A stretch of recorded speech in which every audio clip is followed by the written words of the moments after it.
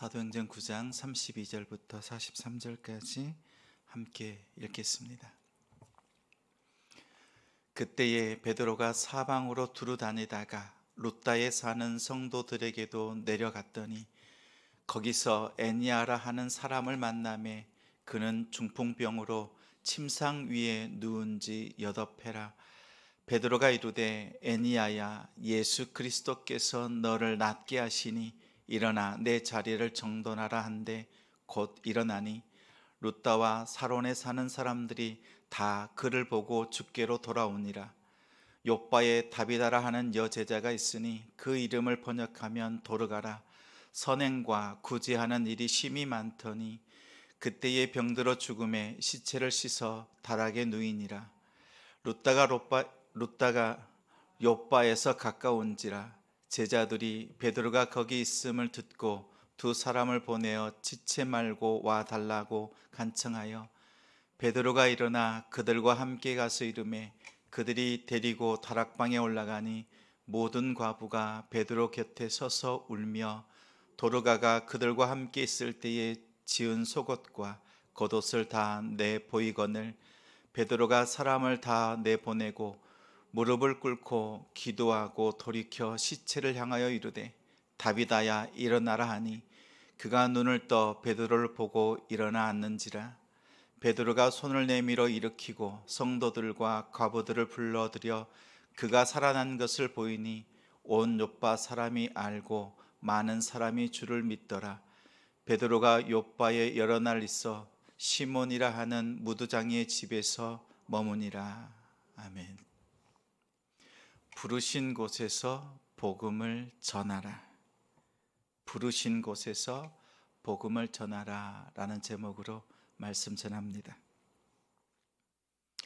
사도행전을 읽을 때 복음이 증거되어지고 확장되어지는 것을 생각하면 말씀을 읽을 때 도움이 됩니다. 사도행전의 핵심 구절은 1장 8절입니다. 성령이 임하시면 예루살렘과 온 유대와 사마리아와 땅끝까지 이르러 내 증인이 되리라.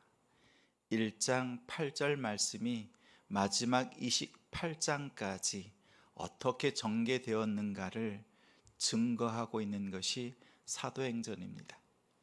복음은 성령과 함께 역사하고 복음이 있는 곳에 하나님의 능력이 나타났습니다. 예루살렘은 베드로가 복음을 전했지요. 2장에 보면 성령이 불같이 임하였을 때, 바람같이 임했을 때 많은 사람들 앞에서 복음을 증거하고 요엘 선지자의 말씀처럼 임한 그 능력, 말씀이 임하였다, 성취되었음을 증거했습니다. 많은 사람들이 5,000명이나, 그것도 하루에 이렇게 예수 믿는 사람들이 많아졌습니다. 이제 예루살렘 땅을 조금 더 넓히면 유대 땅입니다. 유대 땅은 스데반 집사의 죽음을 통해서 복음이 힘있게 증거되었습니다. 이때 등장한 사람이 사울입니다. 사울이라고 하는 이 바울, 또 바울이라고 하는 이 사울이 등장했습니다. 이때는 예수님을 방해하는 세력이었습니다. 다음 사마리아는 집사로 세운 사람들 중에서 빌립을 통해서 사마리아의 복음이 증거되었습니다. 이제 마지막 단계입니다. 그러면 누가 등장해야 합니까? 바울이 등장해야 합니다. 그리고 땅끝 이방인들에게까지 복음이 증거되어야 합니다. 근데 오늘 9장을 보면 시작할 때 잠시 2장과 3장에 등장했던 베드로가 한동안 보이지 않더니 갑자기 9장에 등장합니다. 등장해서 주변에 있는 성도들을 돌아보는 순회신방하는 모습을 보여주고 있습니다. 이 등장은 의미가 깊습니다. 그 의미는 내일 말씀을 통해서 배우겠지만 복음이 어떻게 이방인에게까지, 이방인의 사도인 사도 바울에게까지 복음이 증거되어지고 역할들이 바뀌는지 보여주고 있습니다. 그 중심이 이방인에게 복음을 전하는 그 일의 첫 단추가 이방인의 사도 바울이 아니라 베드로를 통해서 시작되고 있음을 보여줍니다. 오늘 말씀을 보면 32절에 사방으로 두루 다니다가 베드로는 복음이 필요한 곳에, 부르신 곳에 가서 복음을 증거했습니다. 마침 루다 지역으로 갔습니다. 그곳에 8년 동안이나 중풍병을 앓고 있는 성도를 만났습니다. 8년이면 그 기간 동안에 얼마나 치료하기 위해서 애썼겠습니까? 다시 말하면 이제는 더 이상 치료의 소망이 없는 성도를 만났습니다. 그곳에서 34절에 애니야야, 예수 그리스도께서 너를 낫게 하신다, 일어나라, 이렇게 불렀습니다. 그러자 35절에 모든 사람들이, 병이 치료되어지고 많은 사람들이 주께로 돌아왔습니다. 이 소식이 욥바에도 전해졌습니다. 욥바에는 상황이 더 심각합니다.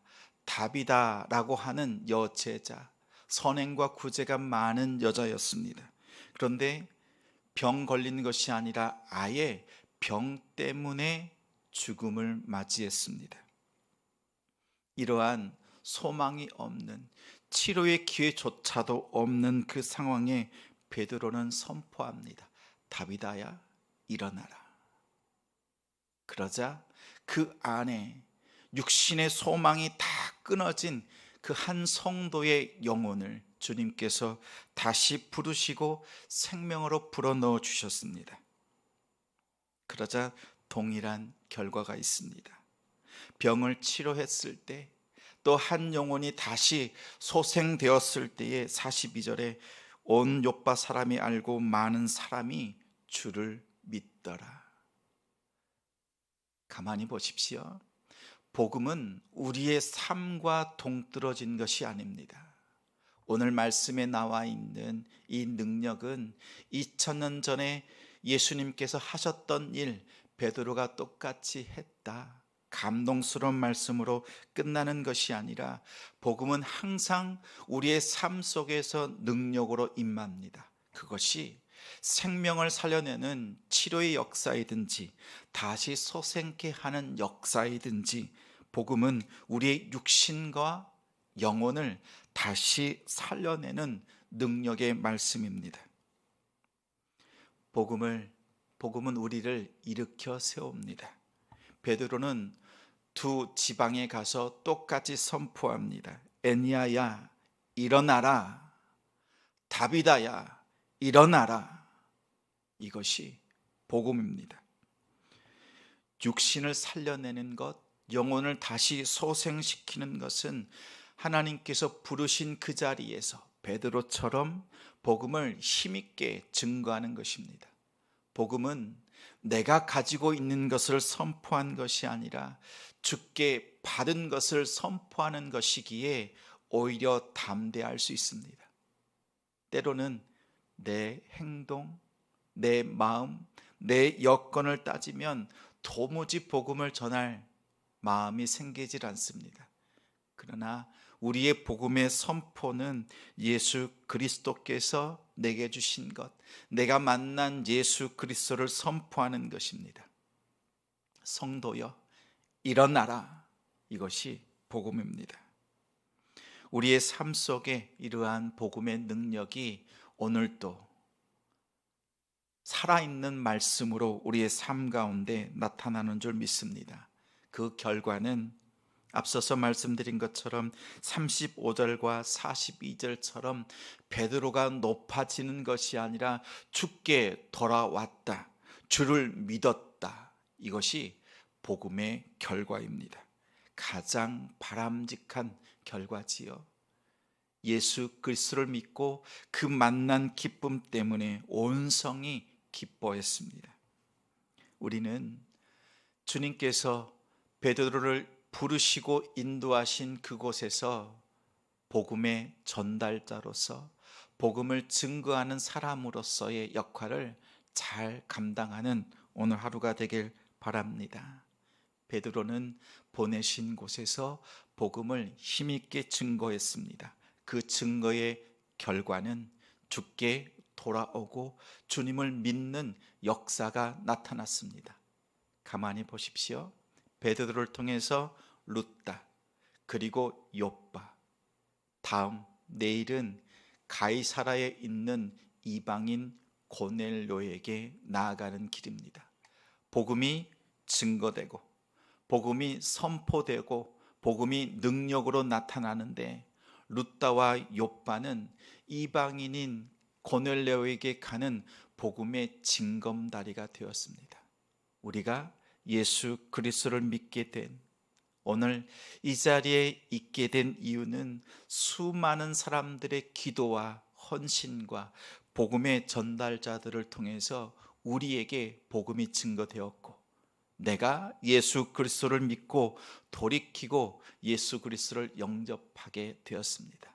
이제 우리에게 주어진, 우리에게 전해진 이 복음을 또 다른 이방인들에게, 주님을 알지 못하는 사람들에게 힘있게 복음을 증거하시는 우리 성도님들이 되시기를 주님의 이름으로 축원합니다.